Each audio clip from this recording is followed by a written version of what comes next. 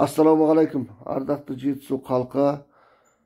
Мен Ауыт Мұқибек, Қазақстан Республикасы парламенті мәжілісіне Жетісу облысынан кандидатпын. Өзіне өзі ұсыну жолымен додаға түсіп жатырмын. Құрметті жетісулықтар, егер мені көші-қон саясатының білгірі, қандастардың мүддесін қорғаушы деп қарасаңыздар, жаңылысасыздар. Мен 15 жыл бойы көші-қон саясатымен айналыстым. Ол көшкен мүдделі қауымның мүддесін тік тұрып қорғадым. Ешқашан жеңілген жоқпын.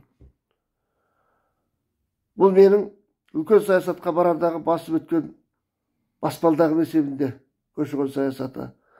Егер сіздер дауыс беріп, мені қолдап, мені мәжіліс депутаттығына сайласаңыздар, мен бүкіл жетісулықтардың еңсесін көтерер едім. Өйткені маған парламент жат емес. Мәжілістің қыры мен сырын білемін мен. Заң шығарудың, заңдарға өзгертулер мен толықтырулар енгізудің жолын әбден үйреніп алған адаммын. Қай заңның қай бабына өзгеріс енгізуді білемін. Өйткені біздің заңдар қазір сіздердің адымдарыңызды аштырмай тұр. Ассалаумағалейкум.